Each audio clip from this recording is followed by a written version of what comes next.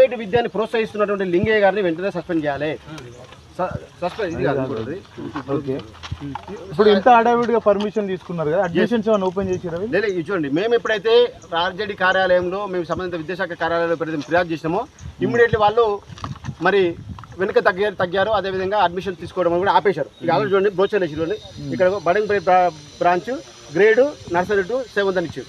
ఇవన్నీ సేమ్ పరిస్థితి, ఇవన్నీ ఇంకా కాదు, ఇది మెయిన్, ఇది మాత్రం ఇవన్నీ పాత స్కూల్ ఇవి అయిపోయినాయి, అవి నడుస్తున్నాయి ఆల్రెడీ. ఇది కొత్తగా స్టార్ట్ చేసిన స్కూల్. మేమేమన్నా ఆగ మేఘాల మీద ఒక ప్రైవేటు విద్యా సంస్థలు రాత్రి ఈ విధంగా నాణ్యత లేనటువంటి భవనాలు నిర్మిస్తే రేపు వేల మంది విద్యార్థులకు చదువుతున్నప్పుడు జరగడానికి జరిగితే ఆ కుటుంబాలకు మరి ఎవరు బాధ్యత వహించాలి? ఏదైనా నష్టం జరుగుతాయి. గతంలో మనం చూసిన కుక్కడపల్లిలో ఇలానే ఇంటర్నేషనల్ స్కూల్ పేరుతో ఆగ మేఘాలను నిర్మించారు. అది నిర్మించిన 2-3 సంవత్సరాలకి అది కుప్పకూలిపోయింది, విద్యార్థి మరి బలైపోయింది. మరి ఆ రోజు ఎంఈఓ గారు బాధ్యత వహించలేదు, డిఓ గారు బాధ్యత వహించలేదు. ఏదో సస్పెండ్ చేసి సరిపోదా? ప్రాణం పోతే నష్టం నష్టం జరిగితే మరి ఆ నష్టాన్ని పూడ్చేటువంటి ఇలా పరిస్థితి ఎవరికి ఉంది? ఎవరికి వెళ్ళలేదు. పేరెంట్స్కి ఏమైనా చెప్పదలుచుకున్నారు? ఒకటే, పేరెంట్స్ కూడా మీ ద్వారా తెలంగాణ రాష్ట్రంలో ఇలాంటి స్కాలర్ స్కూల్, వరల్డ్ స్కూల్ లాంటి అనేకమైనటువంటి నిర్మాణ దశలో ఉన్నటువంటి స్కూల్ చాలా వస్తున్నాయి. అలాంటి ఉచ్చులో మీరు పడకండి.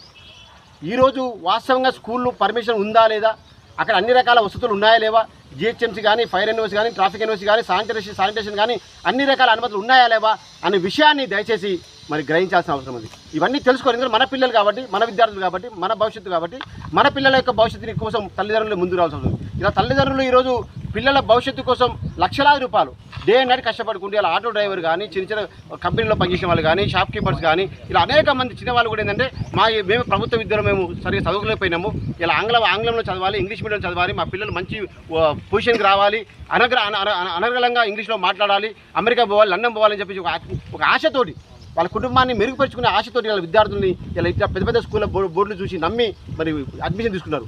దీన్ని అరికట్టాల్సిన విద్యాశాఖ అధికారులే అవినీతికి పాల్పడుతున్నారు. తర్వాత మరి నష్టం జరిగేది తెలంగాణ ప్రజలకి.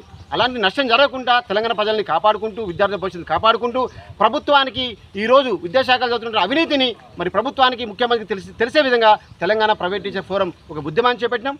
దాంట్లో భాగంగానే ఈరోజు బడంగపేటలో ఉన్నటువంటి స్కాలర్స్ విద్యాసంస్థలు జరుగుతున్నటువంటి అక్రమాలు కానీ, అన్యాయాలు కానీ, ఇక్కడ జరుగుతున్న అవినీతిని బట్టబయలు చేసి ఎండగట్టే ప్రయత్నం చేస్తున్నాం. కాబట్టి దయచేసి తెలంగాణ ప్రభుత్వానికి రేవంత్ రెడ్డి గారు, విద్యాశాఖ మంత్రి, సంబంధిత ఉన్నత విద్యాశాఖ అధికారులు వెంటనే దీనిపై దృష్టి పెట్టాల్సిన అవసరం ఉన్నది. దృష్టి పెట్టడమే కాకుండా మరి అలా డైరెక్టర్ ఆఫ్ స్కూల్ ఎడ్యుకేషన్లో చక్రం తిప్పుతున్న లింగయ్య గారిని, దీనికి ఈ స్కూల్కి అనుమతులు ఎవరైతే ఇచ్చినో వాళ్ళందరిపైన కూడా చర్యలు తీసుకొని వారి మీద క్రిమినల్ కేసులు పెట్టి వాళ్ళ యొక్క పదవుల నుంచి తొలగించాలని, ట్రాన్స్ఫర్ చేసి పడేస్తాము, లేకపోతే నేను అక్కడ చేస్తా ఇక్కడ చేస్తా అని చెప్పేసి మరి భయభ్రాంతికి గురి చేసి ఈరోజు కింది స్థాయి అధికారులపై ఒత్తిడి తీసుకొచ్చి ఇలాంటి నిర్మాణంలో ఉన్న భవనానికి స్కూల్ పర్మిషన్ ఇవ్వాలని ఒత్తిడి చేయడం అనేది ఎంతవరకు సమంజసమో లింగయ్య గారు సమాధానం చెప్పాలి. మీరు అధికారులను కలిసే ప్రయత్నం? అధికారులను కలిసినాము. ఇలా అధికారులే అవినీతిపై అయిపోయారు. కంచే చేను వేస్తే ఎవరి దగ్గర వెళ్ళాలి?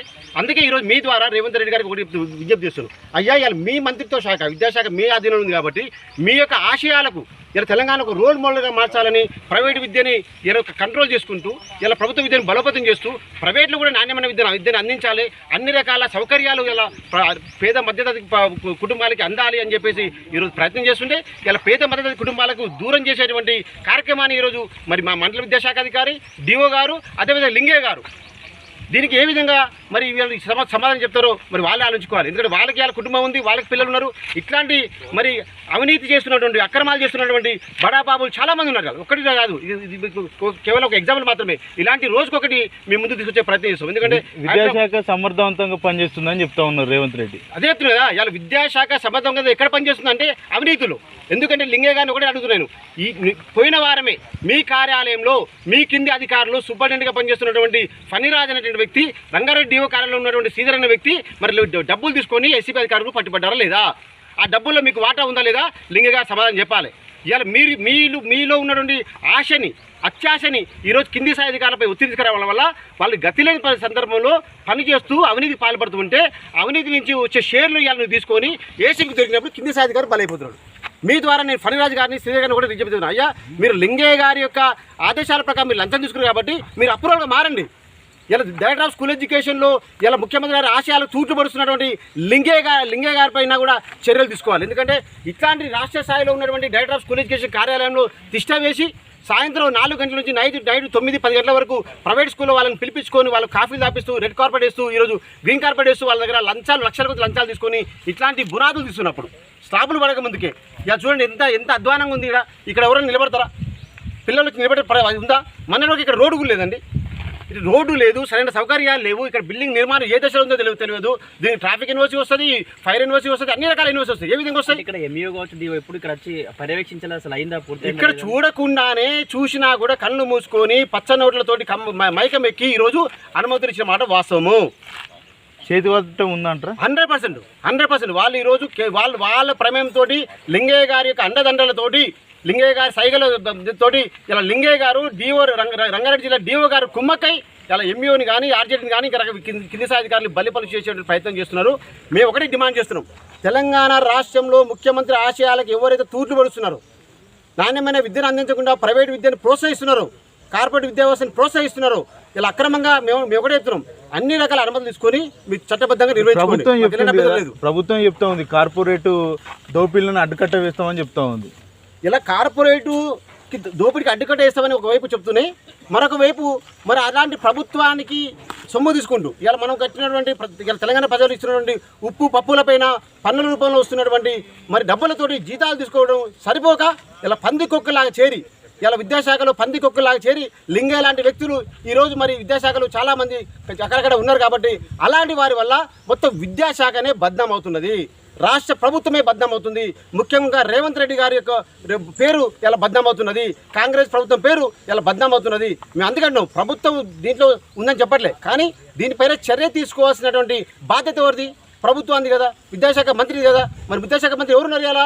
మరి రేవంత్ రెడ్డి గారు ఉన్నారు. అందుకే మేము రేవంత్ రెడ్డి గారు కింది స్థాయి నుంచి వచ్చినటువంటి వ్యక్తిగా, విద్యా సంస్థలపైన అవగాహన ఉన్నటువంటి వ్యక్తిగా, పేద బడుగు బలహీన వర్గాల నుంచి మరి అందరినీ అర్థం చేసుకునే వ్యక్తిగా ఈరోజు ప్రైవేట్ స్కూల్ ఈరోజు హైదరాబాద్ మెట్రో నగరం అయింది.